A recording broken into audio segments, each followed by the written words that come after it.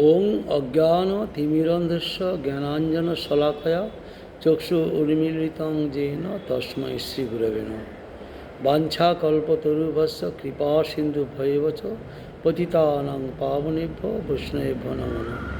শ্রীকৃষ্ণ চৈতন্য প্রভু নিত্যানন্দ শ্রী অদ্বৈত গদাধর শ্রীবাস আদি শ্রী গৌর ভক্তবৃন্দ। হরে কৃষ্ণ কৃষ্ণ কৃষ্ণ হরে হরে, হরে রাম রাম রাম হরে হরে। রাম রামেতি রামেতি রমে রামে মনোরমে সহস্র নামভিস্তুল্যং রাম নাম বরাননে। রাম রাম রাম বলিয়া মনোরম যে রাম, তাহাতে আমি রমণ আনন্দ লাভ করি। হে বরানরে, একটি রাম নাম সহস্র বিষ্ণু নামের তুল্য। সহস্র নামনাং পুণ্যানাং তিরাবিত্তা তু যৎ ফলম একাবিত্তা তু কৃষ্ণস্য নামৈকং তৎ প্রযচ্ছতি। বিষ্ণুর পবিত্র সহস্র নাম 3 বার পাঠ করিলে যে ফল হয়, কৃষ্ণ নাম একবার উচ্চারণ করিলে সেই ফল দিয়া থাকেন। তাৎপর্য এই, এক রাম নাম সহস্র বিষ্ণু নামের তুল্য। সুতরাং 3 বার রাম নামের ফল একবার কৃষ্ণ নামে পাওয়া যায়। একবার রাম নাম সহস্র বিষ্ণু নাম একই, আবার 3 বার রাম নাম যা ফল, কৃষ্ণ নাম একবার করলে তাই ফল। এই বাক্যে কৃষ্ণ নামের মহিমা অপার। তথাপি লইতে নারী শুন হেতু তার। কৃষ্ণ নামের মহিমা অনেক, তবু নিতে পারছি না, তার কারণটা কি? ইষ্টদেব রাম, তার নামে সুখ পাই, সুখ পাইয়া রাম নাম রাত্রি দিন গাই।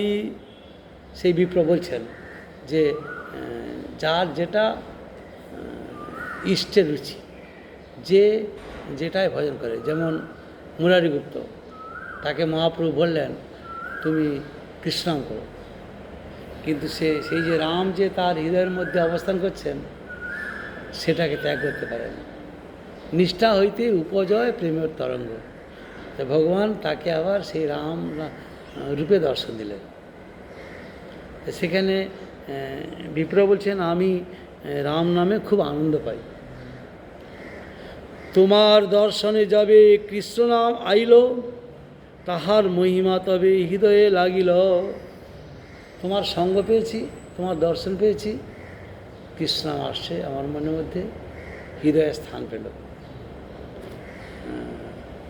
যাকে দেখলে আমার আইসে কৃষ্ণ নাম, তাহারে জানিয়া উত্তম প্রধান। উত্তম ভাগবতগণকে দর্শন করলেই আমার কৃষ্ণ সেবা করার বাসনা এসে যায়। এই জন্য বলছে তোমার দর্শনে যাবে কৃষ্ণ আইল, তাহার মহিমা তবে হৃদয়ে লাগিল। সেই কৃষ্ণ তুমি ইয়া সাক্ষাৎ নির্ধারিল, এ তো কই বিপ্র প্রভুর চরণে পড়িল। তুমি সেই সাক্ষাৎ কৃষ্ণ বলে চরণে পড়ে গেলেন বিপ্র। তারে কৃপা করি প্রভু চলিলা আর দিনে, বৃদ্ধ কাশী আসি কইল শিব দর্শনে। বৃদ্ধ কাশীতে এসে শিব দর্শন। তাহা হইতে চলি আগে গেলা এক গ্রামে, ব্রাহ্মণ সমাজ তাহা করিল বিশ্রামে। প্রভুর প্রভাবে লোক আইল দর্শনে, লব্ধাবুর লোক আসে না যায় গণনে। লক্ষ অর্বুদ লোক এসছেন, গণনা করা যায় না, প্রভুকে দর্শনে এসছেন লক্ষাদ্ভুত লোক। গোসাইয়ের সৌন্দর্য দেখি তাতে প্রেমাবেশ, সবে কৃষ্ণ কহে বৈষ্ণব হইল সর্বদেশ।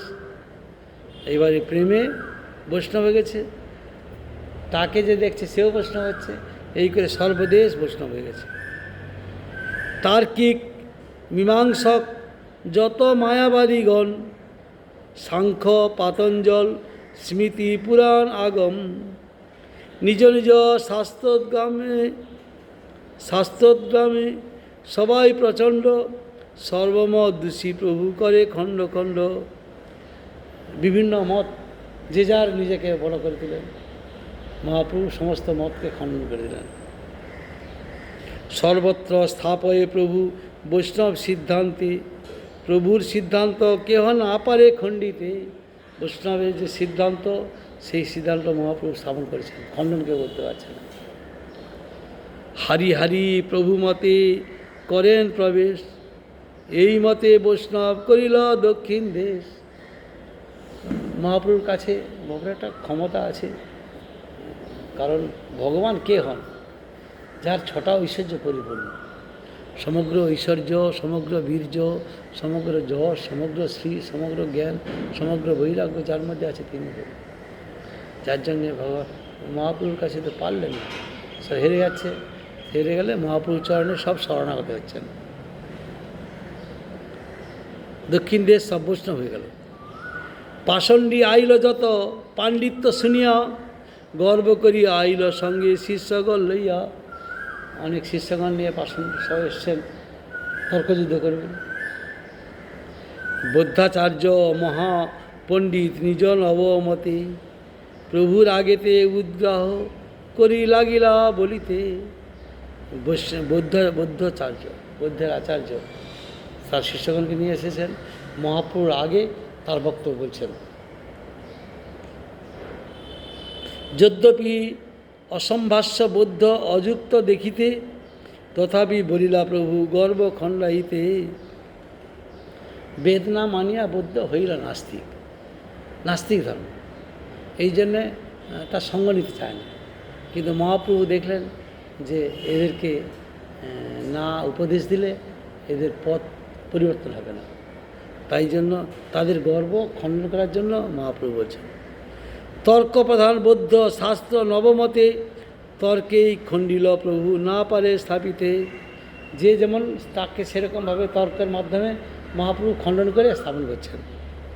বৌদ্ধাচার্য নবপ্রশ্ন সব উঠাইল, দৃঢ় যুক্তি তর্কে প্রভু খণ্ড খণ্ড কহিল। যা বৌদ্ধমতে যা যা তুলছেন সব খণ্ড খণ্ড করেছেন মহাপ্রভু।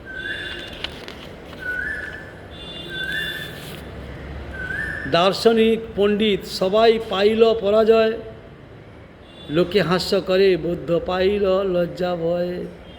এখন দার্শনিক পণ্ডিত বড় বড় পণ্ডিতরা সব পরাজিত হচ্ছে, তো দেখে লজ্জা লাগছে, লোকে কি বলবে। প্রভুকে বৈষ্ণব জানি বৌদ্ধ ঘরে গেল, সকল বৌদ্ধ মিলি তবে কুমন্ত্রণা কইল। এবার সব বৌদ্ধ ঘরে গেছে, সব বৌদ্ধকে জয়েন করে একসঙ্গে বসে কুমন্ত্রণা করছেন। অপবিত্র অন্ন এক থালিতে ভরিয়া, প্রভু আগে নিল মহাপ্রসাদ ভরিয়া। অপবিত্র অন্ন একটা থালাতে করে নিয়ে এসে বলছেন মহাপ্রসাদ খাও। হেনকালে মহাকায় এক পক্ষী আইল, ওষ্ঠে করি থালি সহ অন্ন লইয়া গেল। বৌদ্ধ মহাপ্রভুকে প্রতারণা করার জন্য, ছলনা করার জন্য, মহাপ্রভু অহংকার চূর্ণ করার জন্য একটা অপবিত্র থালায় করে অপবিত্র অন্ন নিয়ে এসছেন, এটা মহাপ্রসাদ খান।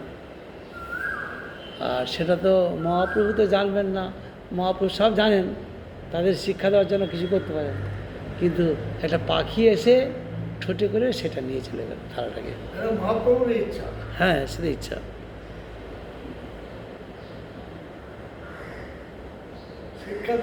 হেনকালে মহাকায় এক পক্ষী আইল, ওষ্ঠে করি থালি সহ অন্ন লইয়া গেল। বৌদ্ধগণের উপরে অন্ন পড়ে অমেধ্য হইয়া, বৌদ্ধাচার্যের মাথায় থালি পড়িল বাজিয়া।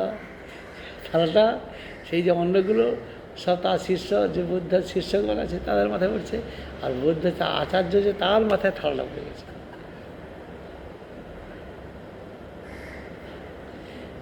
তেরছে পড়িল থালি, মাথা কাটি গেল, মূর্ছিত হইয়া আচার্য ভূমিতে পড়িল। থালা ধার আছে তো, মাথায় লাগছে, ধাক্কা লাগছে, কেটে গেছে, মূর্ছিত হয়ে পড়ে গেছে। হাহাকার করি কান্দে সব শিষ্যগণ, সবে আসি প্রভু পদে লইল শরণ। সব কান্নাকাটি করছে, বুঝতে পারছে সব যে সাধারণ ব্যক্তি নয়, না হলে তাকে ঠকানোর জন্য আমরা এইসব নিয়ে এসেছিলাম। পাখি কোথা থেকে সে নিয়ে গেল, আমাদের উপরেই পড়ে গেল থালাগুলো, তাহলে নিশ্চয়ই এ সাধারণ ব্যক্তি নয়, এরা শরণাগমন করছেন। তুমি তো ঈশ্বর সাক্ষাৎ, ক্ষম অপরাধ জিয়াও আমার গুরু কর প্রসাদ। তুমি তো সাক্ষাৎ ভগবান, আমাদের কৃপা করুন, আমার গুরুকে বাঁচিয়ে দেন। জিয়াও আমার গুরু কর প্রসাদ, কৃপা করো। প্রভু কহে সবে কহ কৃষ্ণ কৃষ্ণ হরি, গুরু কর্ণে কহ কৃষ্ণ নাম উচ্চ করি। সবাই কৃষ্ণ কৃষ্ণ বলো, আর গুরুর কারণে কৃষ্ণ কৃষ্ণ বলো, যাতে কি গুরু শুনতে পায়। তোমার সবার গুরু হতে তবে পাইবে চেতন, তোমার সবার গুরু তবে পাইবে চেতন। সব বৌদ্ধ মিলি করে কৃষ্ণ সংকীর্তন, গুরু কর্ণে কহে সবে কৃষ্ণ নাম হরি। চেতন পাইয়া আচার্য বলে হরি হরি। কানে সবাই মিলে কৃষ্ণনাম করছেন, আচার্য চেতন পেয়ে গেলেন আর নিজেই উঠে হরি হরি বলছেন। কৃষ্ণ বলি আচার্য প্রভুরে করেন বিনয়, দেখিয়া সকল লোক হইল বিস্ময়। মন পরিবর্তন হয়েছে, মহাপ্রভুকে সম্মান করছেন, সবাই দেখছেন। এই রূপে কৌতুক করি শিশচির নন্দন, অন্তর্ধান কইল কেহ না পায় দর্শন। সেখান থেকে অন্তর্ধান হয়ে গেলেন। মহাপ্রভু চলি আইলা ত্রিপতি ত্রিমল্লে, চতুর্ভুজ মূর্তি দেখি ভেঙ্কটাদ্রে চলে। ত্রিপতি ত্রিমল্লে যাচ্ছেন, চতুর্ভুজ মূর্তি সেখানে।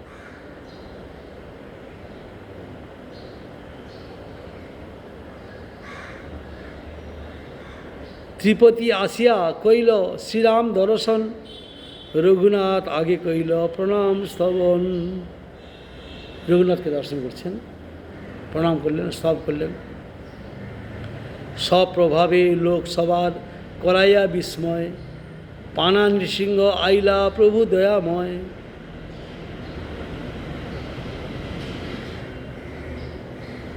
পানা নৃসিংহ কৃষ্ণা জেলায় বেজওয়াদা শহরে 7 মাইল দূরে মঙ্গলগিরির মধ্যে অবস্থিত।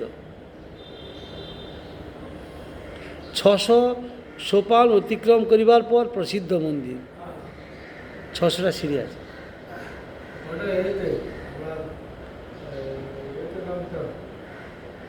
এই নৃসিংহদেবকে শরবত ভোগ দিলে ইনি শরবতের অর্ধেকের বেশি গ্রহণ করেন না। এই মন্দিরে তাঞ্জোরের ভূতপূর্ব মহারাজ কৃষ্ণের ব্যবহার বলিয়া কথিত। একটি শঙ্খ দান করেন। মার্চ মাসে এই স্থানে অতি বৃহৎ মেলা হয়।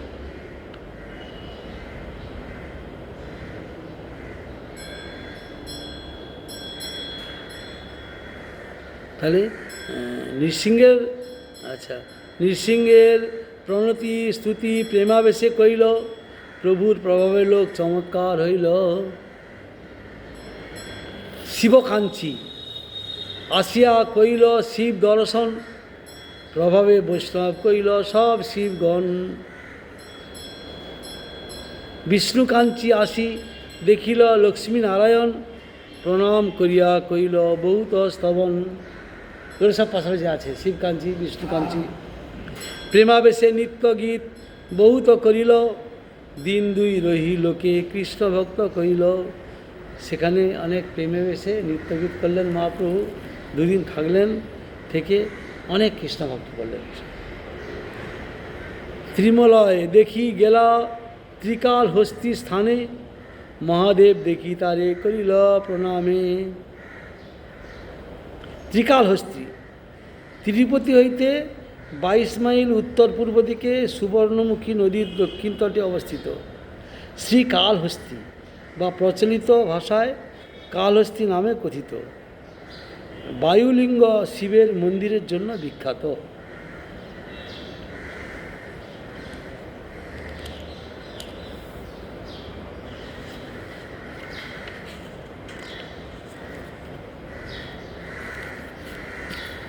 পঞ্চতীর্থ দেখি কইল শিব দর্শন, বিদ্ধকোল তীর্থে তবে করিলাগমন। শ্বেতবরাহ দেখি তারে নমস্করি, পীতাম্বর শিব স্থানে গেলা গৌরহরি। বাঞ্ছাকল্পতরুশ্চ কৃপা সিন্ধু ভয়বচ পতিতানাং পাবনেভ্যো বৈষ্ণবেভ্যো নমঃ।